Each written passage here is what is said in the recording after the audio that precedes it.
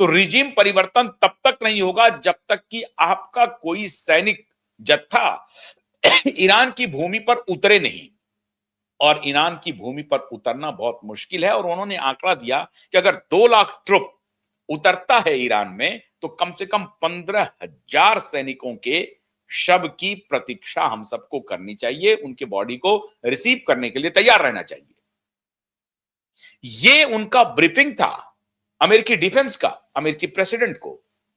और उसी पर यह हुआ कि अमेरिकी डिफेंस के ब्रीफिंग को डोनाल्ड ट्रंप और उनके कुछ साइकोपेंट ने, जो वॉर मॉन्गरिंग करने के लिए पहले से जाने जाते हैं, इस वॉर में खुद को अमेरिका को झोंक दिया। एक बहुत बड़ा ग्रुप यह मानता है कि एप्स्टीन फाइल से जो डोनाल्ड ट्रंप की और उनके और आसपास के लोगों की बदनामी हो रही थी, उससे ध्यान भटकाने के लिए इन्होंने मानवता के खिलाफ युद्ध शुरू किया है। बूढ़े, बच्चे, जवान, महिलाएं मौत के घाट उतारी जा रही हैं। यह किसके द्वारा हो रहा है? यह डोनाल्ड ट्रंप के द्वारा हो रहा है। और डोनाल्ड ट्रंप की जो तस्वीरें आई हैं, जो वीडियो आए हैं, बिल गेट्स जैसे लोगों की जो तस्वीरें और वीडियो आए हैं, उससे ध्यान भटकाने के लिए इन्होंने ये ईरान युद्ध का निमंत्रण लिया, ईरान युद्ध को में खुद को झोंका और इजराइल से इसका सहयोग लिया, क्योंकि एप्स्टीन फाइल में इजराइल के मोसाद की बड़ी भूमिका है। और इजरायली मोसाद एजेंसी भी खुद को एक्सपोज नहीं करना चाहती है, क्योंकि इजरायली मोसाद के ही एजेंट माने जाते थे रॉबर्ट मैक्सवेल, जिनकी की लेडी मैक्सवेल बेटी है। और रॉबर्ट मैक्सवेल का अंपायर था इंग्लैंड में। इजराइल से इंग्लैंड जाने के बाद मिरर ग्रुप के वो मालिक बने थे। तो मोसाद की भी यही कोशिश है कि इजराइल और अमेरिका ज्वाइंट ऑपरेशन करते ईरान के खिलाफ, ताकि एप्स्टीन फाइल का जो हंगामा है, जो बरप रहा है हंगामा, और ये मिड टर्म के साल में ये हंगामा बरपा है, तो ये फिर रुकेगा नहीं। और जो 2019 में बदनामी हुई थी, थोड़ी बहुत चर्चा 2019 में भी हुई थी, लेकिन उस वक्त कोविड ने डोनाल्ड ट्रंप को हटा दिया। कोविड में तो इन माफियाओं ने बहुत इतना गंदा किया है पूरी दुनिया में मानवता के साथ, जो कह नहीं सकते। तो इन माफियाओं ने सल्टा दिया कोविड में डोनाल्ड ट्रंप को। लेकिन इस बार उनकी इच्छा है कि एप्स्टीन फाइल डोनाल्ड ट्रंप को निपटा दे।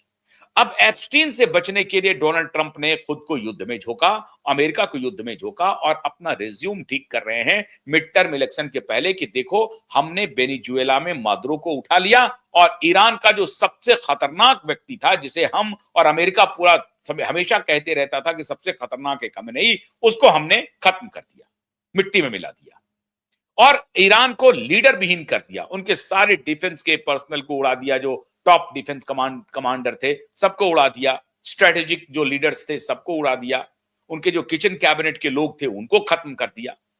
तो ये कह करके कि हमने ईरान, जो हमारा चिर प्रतिद्वंदी रहा है, हमारा दुश्मन रहा है, हमने उसको नेस्तनाबूद कर दिया। और ये कह करके अमेरिका में ये कोशिश कर रहे थे अपना रिज्यूम ठीक करने की। लेकिन नियति को तो कुछ और मंजूर है।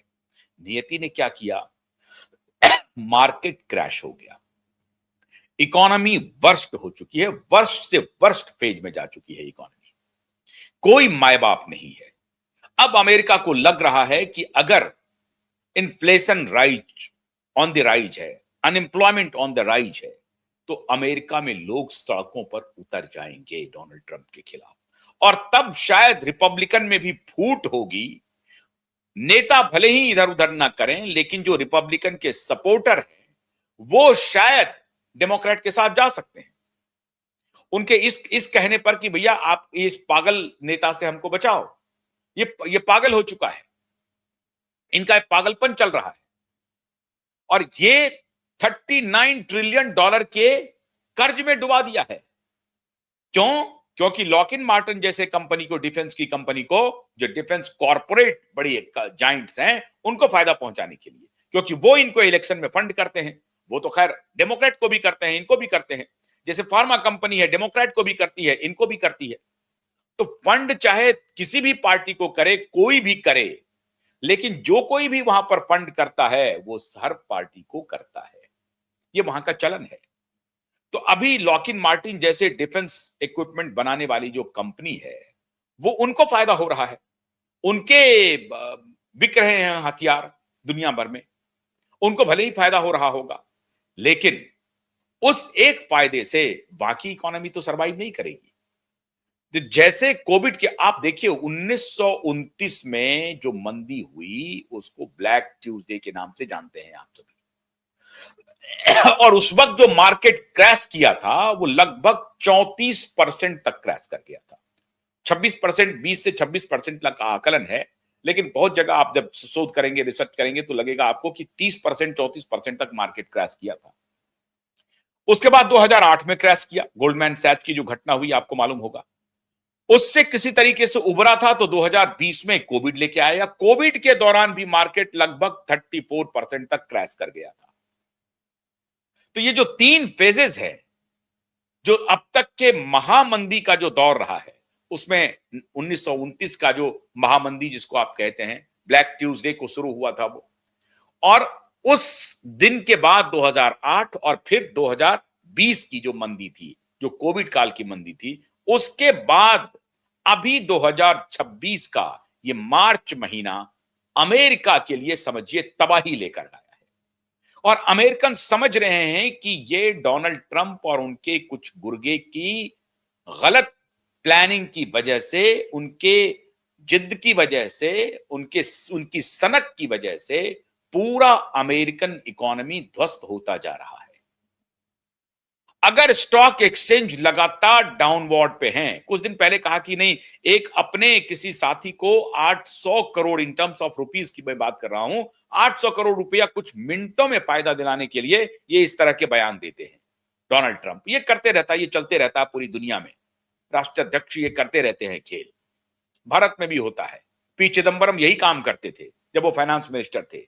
किस दिन स्टॉक को बढ़ाना होता है, किस दिन स्टॉक को घटाना होता था, अपने लोगों को बता देता था, उसके हिसाब से उसी के इर्द गिर्द की पॉलिसी की वो घोषणा कर देते थे।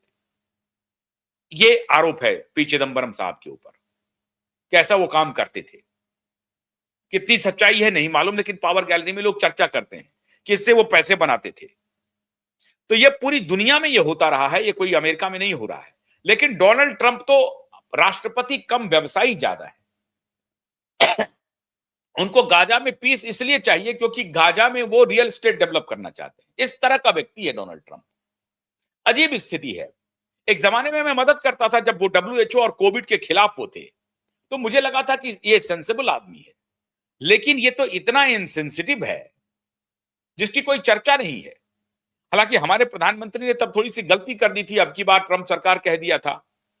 और हमारे प्रधानमंत्री के जो रिश्ते हैं डोनाल्ड ट्रंप से जो खराब हुए हैं, उसमें मैं समझता हूं कि वो जो दूसरा गैंग है उन्होंने हमारे प्रधानमंत्री को गुमराह किया। ये सो रिलेशनशिप बरकरार रख सकते थे, वो नहीं रख पाए। डोनाल्ड ट्रंप ने हमारे मोदी जी से कुछ अपेक्षा रखी थी, वो अपेक्षा पूरी नहीं हो पाई दूसरे टर्म में, इसलिए वो रिश्ते खराब हुए हैं।